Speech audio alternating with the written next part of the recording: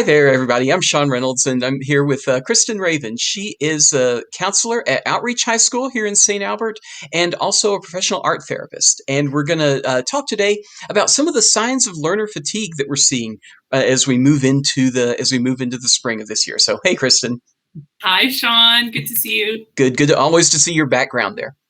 Oh, yeah. Thank you. Very Yeah, nice. and I'm thinking about the fatigue. I feel like it's teacher fatigue as well. We're all in that space after spring break. We were saying earlier, it was kind of like a primer for summer. I'm very prepared for relaxation after spring break. So it Well, gives me a nice little push to the end. Absolutely. It's that time of year that I think we all get to where it's like, okay, we can see the summer coming and the Yep. snow is melted and so the birds are Yeah, chirping. There are good things that are happening. But how do we continue pushing through to do the work that we need to do until the absolutely. end? Yeah, and some of the student behaviors that we normally see, like in the before times, before spring break, I always think that it's like, oh, the birds and the bees. There's a lot of flirtation going on. There's a lot of excitement about being outside and being able to do things outside the school building. So that's always amped up. I'm not sure what you were thinking. Yeah. Same thing that we get antsy. We're ready to be outside and there's that cabin fever that we've Yeah, experienced. So yeah. Teachers want to do lessons outdoors. Like it's just kind of a nice. We go through a really long time of winter here. So yeah, yeah. yeah, it's like the cage is opened and we're able to get out. Hey. Hey. But things have changed because of the pandemic. For sure, for sure. Yeah, yeah, Um, And so when we think about like the behaviors that are normal after spring break, we get a lot of this antsiness that would happen anyway. And so we combine that with the what we've experienced with the pandemic and people being indoors a lot. And I feel like for our kids that I'm seeing more of them getting together, playing basketball outside, just being together in the community. And they've missed out on those personal kinds of connections. And I'm curious what you yeah. see with your kids, because you'd be primarily with high school kids, and they would be ones that would be in a different kind of a school setting. Yeah, and traditionally, it becomes harder to get them to come into the building and to get some work done. Their motivation to get things completed starts to fall off. We usually do incentives at this time of year, and I'm noticing that it's double. Right, the cage analogy in terms of winter is still there, but it's also another extra layer of COVID. So we think we're able to get out of the winter cage, but actually we're not. We're Hmm. still, especially we've got new restrictions coming in, there's new variants. So then there's this extra layer of, okay, caution, but I'm so sick of being in the winter cave. I just want to get out. So we're really trying to be creative in terms of how can we accommodate this desire to be outdoors and to be with each other and also stay safe. So Yeah, as you talk about that winter cage, it seems like now the door is opened, but we can't quite go out all the way, and that's really exactly. really tough. The air is coming in. We're smelling it. We're standing right at the opening of the door and we're tough, just sticking our foot out and just trying to figure out where we're able to go, right? what's So, what's there and what's safe? Yeah. yeah. And we One. don't have a precedent. This is It, all new. yeah. Unless you're around in 1918. And if you have a Yeah. child, if you were born before 1918 and you have a child in school right now, we'd like to talk to you. Because you have some insights that would be really helpful. There's some time travel going on. I find that kids, as we get this improvement in mood that happens, that's generally a good thing. But often that results in a bit more of behavioral challenges too, like the impulse control can kind of go down a bit. Yeah, yeah. And so I think some of it is trying to encourage in different ways, trying to help our kids in different ways that work within that natural wanting to be outside or wanting to connect or wanting to be with their friends. So maybe doing backyard fires or doing something where you can be safely with other people, Hmm. but not fighting against, like not trying to shove everybody back in the winter cage, right? For sure, for sure. Yeah. Yeah, we just have this desire, and it's true for our kids, but it's also true for the grown-ups. And I think the what you said at the beginning about the teachers is so important because all of us have this desire now to just spend more time outside, to work less, and as we feel like spring is coming, and there's a sense that yeah, we're in the final stages of the pandemic.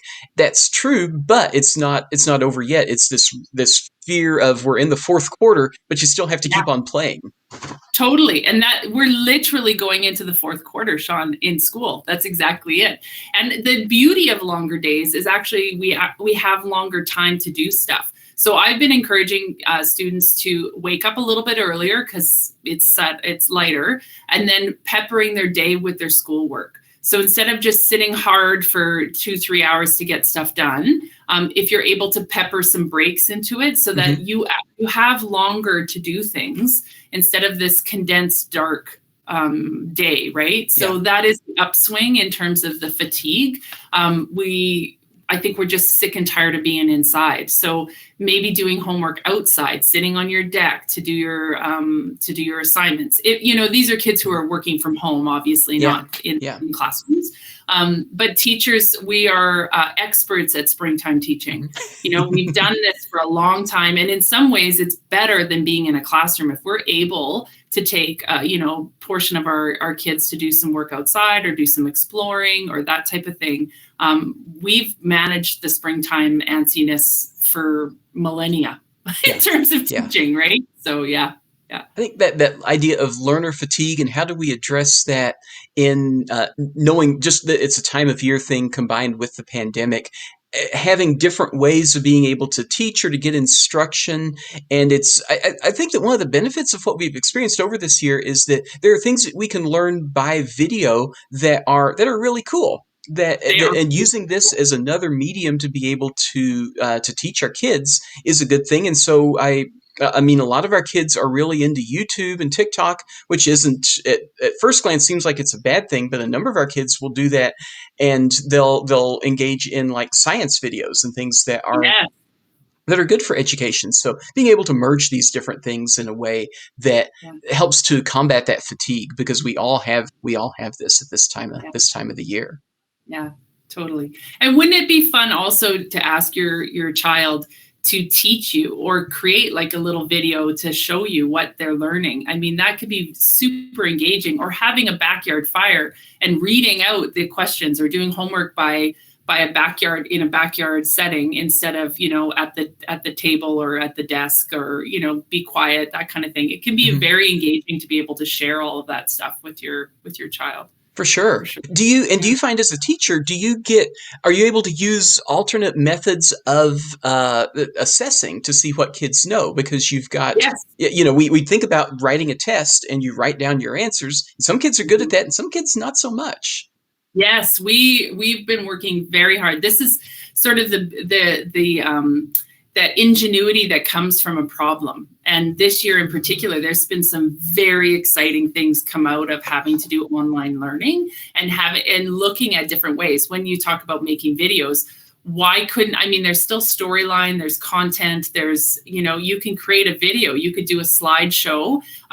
There's all sorts of stuff you can do, like what we're doing right now, an interview with people to get answers, or have an interview with a student. There's some beautiful one-on-one being able to, I am looking you right in the eye, Shawn, not to stress you out. But that can be a really lovely, I'm present for you right now. Instead of being in a huge class of 30 kids, I'm having like one-on-one time with a student. So some of those things is not realistic all the time, but to have those peppered throughout the learning can be really, really special and engaging. So yeah. And that reminder, I think, for parents of spending that one-on-one time with our kids and knowing how our kids respond the best. So I have to be careful as a psychologist when I talk with my kids. They know what I do, and they can tell if, dad's lapsing into psychologist mode, that they're going to put up that barrier. I've found that I get less success when I do it one-on-one of, tell me how you're feeling. I want to know how you're feeling. Yeah, that's a really terrible strategy. I do really well when we're going for a drive and we're both looking not directly in each other's eyes. We're just looking straight ahead. That seems to work better. So having different ways to I think just address this time of the year is really important for for all of us. Yes, absolutely. And for our Yeah, kids, knowing that they have different thoughts around the pandemic, and these are combined with all the things that go into just being a kid and the stress that naturally happens with that too. It's a really tough time for them, and to know how they should be feeling. So making sure that you spend that time with them as parents is crucial. And it yeah, doesn't have to be hours. It can be I often will get the best information out of my daughters in really short spurts of yeah, conversation. It's yeah. quick, but you can also get it in playing games too, doing board games Yes, and things I like was that. just going to say that this could be a really nice forum in terms of games too. And in terms of like learner fatigue for parents to engage, I think Hmm. that, yeah, doing some activities that do not involve a laptop. For sure, for sure. Yeah, anything that is the video is a part of it, but it shouldn't be it's like a diet, right? Totally. Cauliflower is a good thing to have in your diet, but not 100% of the time. Chocolate's an okay Mhm. thing to have in your diet, but not 100% of the time. We just need Yeah, a variety. So, exactly. and some of the strategies that we talk about with maintaining, like keeping up over these last few months while we're finishing up, are making sure that you have a bit of a schedule. And it doesn't have to be something that some kids like to stick really rigidly to a schedule. And you don't necessarily have to do that, but you want to have some way of kind of ordering your day and knowing how much work do you need to be doing, how much studying is necessary. If you need 3 hours to study for this test, let's block off what are those hours that could be, and to Exactly. have some, have some way of planning that in advance. I think that Yeah. seems to help. And having like a nice little rhythm. I feel like routine can be a really prickly word that people don't like, but having a nice rhythm to your day, Hmm. I think that could be. I love the word ritual, but having things where you like, okay, this is what I'm going to do before I do this activity. This is what I'm going to do when I'm done this activity. So you feel like there's a rhythm to what's going on, and that can be a very, very productive way to get things completed for sure. I love that, because like schedule, I don't really, I know I have to have a schedule, but I don't necessarily like that. Ritual can have a negative connotation to it, but rhythm, everyone likes rhythm. Yeah, yeah, exactly. And Yeah, I think with that too, we make sure we're not. We know that this year it's a tough year for everybody, and this is not the year to expect us to be perfect. This is unlikely to be the exactly. best year of our lives, so we don't Yeah, expect that for ourselves, and we don't expect it for our kids, and we yeah, also don't expect it from our teachers. That yeah, we're I all sort agree. of doing the best we can. Yes, yeah, that's So exactly a good point. so Yes. yeah, keeping this balance, I think, is really important. That's Yeah, generally a good strategy for mental health. So yeah. So the big takeaway is rhythm and balance. rhythm and balance. That sounds good. Awesome. Thanks for doing this, Kristen. I appreciate it. It was really good to see you, All right. Shawn. Yep. Thank You you. too. See you soon. Okay, bye.